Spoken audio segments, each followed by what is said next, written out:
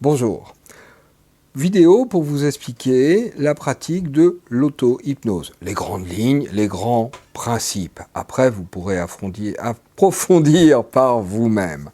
Alors, lorsque vous décidez de vous mettre en auto-hypnose, peut-être mettez un fond sonore agréable, une musique douce, et surtout, programmez quelque chose pour vous réveiller. En général, dans les smartphones, vous avez un réveil qui a une fonction minuterie.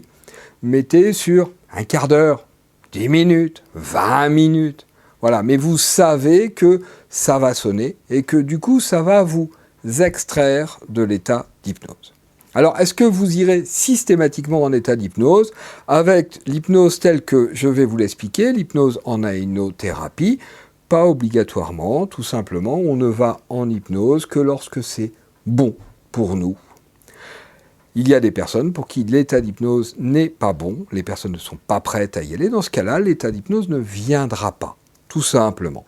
Ceci étant posé, pour la majorité des gens, vous retrouverez en état d'hypnose avec le simple exercice que nous allons faire maintenant, que je vais vous expliquer. Alors, pour créer un état d'hypnose suffisant pour pouvoir travailler sur soi, c'est extrêmement simple.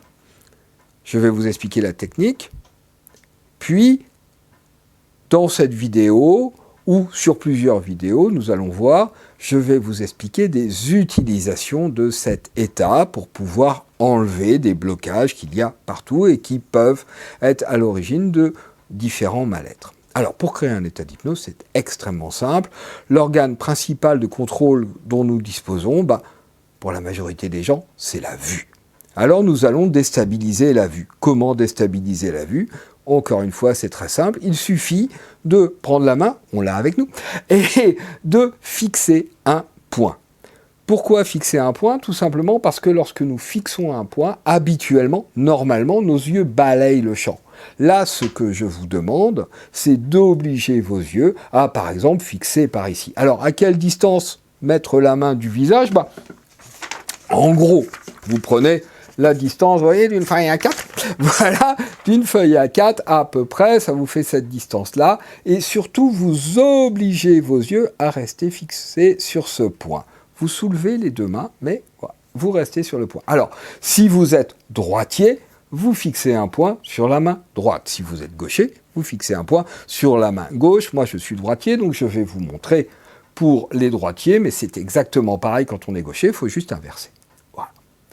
Vous fixez et vous attendez sans rien faire. Nous sommes dans de l'hypnothérapie, nous sommes dans du ne rien faire. Le fait d'obliger les yeux à être fixés sur ce point, à un moment plus ou moins long, alors plus vous ferez d'hypnose, plus ça viendra vite, à un moment, l'image va se déstabiliser. Dans la majorité des cas, le point que vous fixez reste net, mais autour, il y a un léger flou qui se crée. Parfois, pour certaines personnes, il y a une distorsion de l'image plus importante. Mais pour la majorité des gens, vous allez constater qu'un léger flou en périphérie de l'image se crée. Donc voilà, vous mettez votre main, vous fixez et vous attendez qu'un léger flou se crée. Lorsque ce léger flou se crée, vous attendez sans rien faire. Et c'est très important, ce sans rien faire, il s'agit de lancer une activité réflexe. Vous attendez de constater que votre main se met en petit mouvement, vers votre visage. Alors, il y a des personnes chez qui le mouvement est presque imperceptible, c'est tout petit. Il y a des personnes chez qui la main ne va pas bouger, ça va juste être un doigt qui bouge, c'est suffisant. Lorsque vous avez constaté que pour la main droite, pour les droitiers, il s'est passé quelque chose au niveau de la main, vous fermez les yeux. Et vous vous concentrez sur l'autre main, donc pour moi la gauche. Et vous attendez que un léger mouvement se fasse au niveau de la main gauche, un léger mouvement vers votre visage. Ou alors c'est un doigt qui bouge. À ce moment-là, vous êtes dans un état d'hypnose, très léger, mais suffisant pour pouvoir travailler, pour pouvoir faire tout ce que je vais vous expliquer après. Alors, il y a des personnes chez qui la main gauche, la deuxième main, ne va pas bouger. N'en tenez pas compte, attendez, et le simple fait que la main droite ait commencé à bouger par elle-même est amplement suffisant. Donc je résume, vous levez les mains, vous mettez quelque chose à sonner, un petit fond musical, vous vous installez confortablement, j'avais oublié de le préciser. Si vous êtes droitier, vous fixez un point sur la main droite. Si vous êtes gaucher, un point sur la main gauche. Vous obligez vos yeux à rester fixés sur ce point. Vous attendez que l'image se déstabilise un tout petit peu. Il n'y a pas besoin que ce soit beaucoup. Un léger flou en périphérie suffit. Lorsqu'il y a eu ce flou en périphérie, vous attendez que la main se mette en mouvement toute seule vers votre visage ou qu'il y ait un des doigts qui se mette à bouger.